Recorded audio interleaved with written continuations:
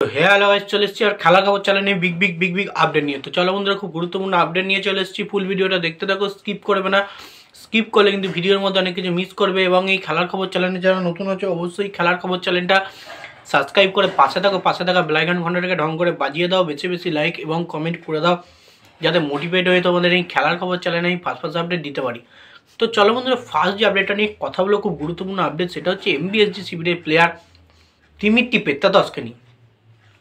তোমরা নিশ্চয়ই জানো, দিমিত্রি পেত্রাতস অনুশীলনে নেমে পড়েছেন, প্র্যাকটিস সেশন শুরু করে দিয়েছেন এবং তিনি কিন্তু বড় মন্তব্য করেছেন এমবিএসজি শিবিরের কোচ সার্জিও লোবেরাকে নিয়ে। তিনি কিন্তু বলেছেন যে আমরা একটা দুর্দান্ত কোচ পেয়েছি, জাস্ট অ্যাজ এ এক্সপিরিয়েন্স আছে। তো যাই হোক, আমি জোসে মলিনাকে কোনো রকম ছোটো করেই বার্তা করা হচ্ছে না।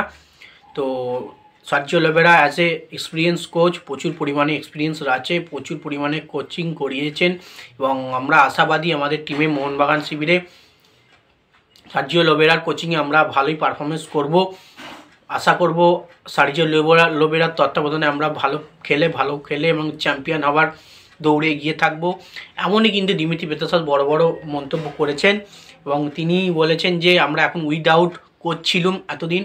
আশা করছি, খুব খুশির খবর, আমরা কোচ আমাদের দলে যুক্ত হয়ে গেছে, নতুন অ্যাসিস্ট্যান্ট কোচও যুক্ত হয়ে গেছে। অ্যাসে আমরা সবাই একসঙ্গে কিন্তু অনুশীলন শুরু করে দিয়েছি। তো যাই হোক, এমনই কিন্তু সার্জিও লোবেরাকে নিয়ে, মোহনবাগান দলকে নিয়ে কিন্তু দিমিত্রি পেত্রাতস ভালো মন্তব্য করলো এবং চ্যাম্পিয়ন হবার খেলার একটা বার্তা কিন্তু তিনি দিয়ে গেলেন এই মন্তব্যের মধ্যে। তো যাই হোক, দিমিত্রি পেত্রাতসের বার্তা যেন সঠিক হয়, সে যেন ভালো পারফরমেন্স করতে পারে।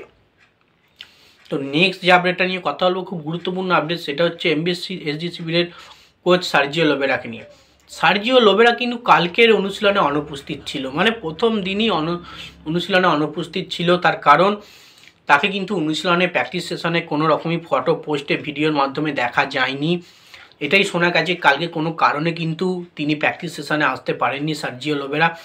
যেহেতু রাত্রি প্রায় 2টোর সময় ল্যান্ড করেছে কলকাতায়, এসে সব কিছু ঠিকঠাক গুছিয়ে গাছিয়ে রাখতে একটু টাইম হয়তো লেগেছে, জায়গাটা বুঝে নিতে টাইম লেগেছে, সেই কারণে হয়তো কালকে বিকালে তিনি প্র্যাকটিস সেশনে আসেননি এবং আজকে থেকে কিন্তু তিনি জয়েন হবে, এটা কিন্তু কনফার্ম।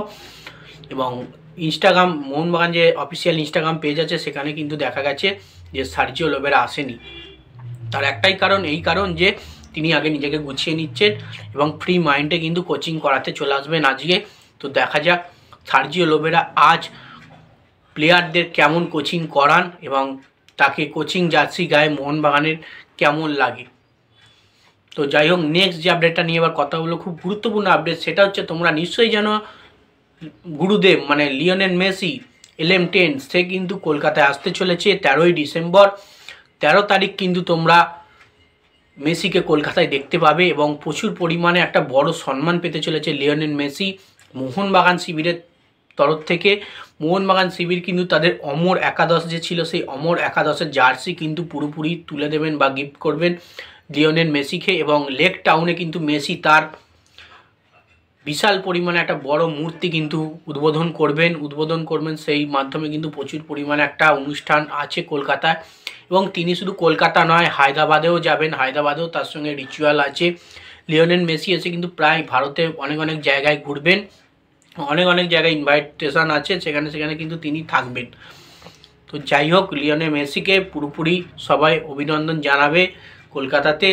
মেসি সেই এসেছিল অনেকদিন আগে, এবার আবার আসছে, যাকে বলা হয় ফুটবলের গুরুদেব, ফুটবলের রাজা, শহরে কিন্তু পা রাখবে 13ই ডিসেম্বর।